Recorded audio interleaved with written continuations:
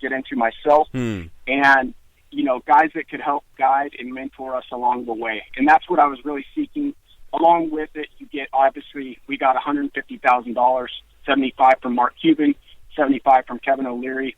But the other thing that you get is the exposure of the Shark Tank. And, that show is rerun constantly in the United States, all over the world. And every time it gets rerun, we see a spike in sales. So it's been amazing. That's pretty awesome. We've been talking, we're still talking to Eli Crane of Bottle Breacher, and I know we're talking about your experience on the Shark Tank. Millions of dollars of sales immediately after the show. So not only did you raise capital, but there's how many millions of dollars in just marketing that you get for your business, whether you get a deal or not.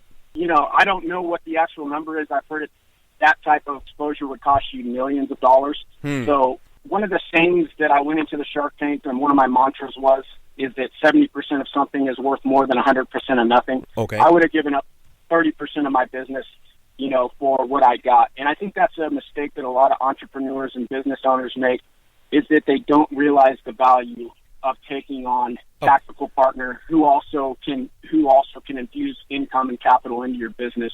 They want to keep control over everything, and they want to be 100% owner, and that's great and it's fine. But a lot of times they're never able to take their business to the next level because of it, and that's why I say they own 100% of nothing. And that's a good thing to say. I remember hearing even Kevin O'Leary say that, he had a problem with his original company that he sold to Mattel, and he brought in another guy to sell. What was going to get one shot at this, and I've had a lot of failures in my life. Most of them were because I didn't properly prepare. Most of it was because I took kind of a lackadaisical, I'm going to do this kind of half-assed mentality.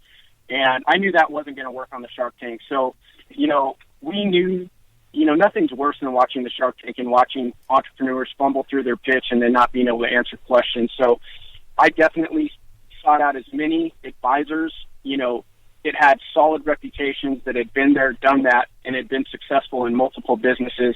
And I just had them put me through the pressure cooker. I would bring these guys in.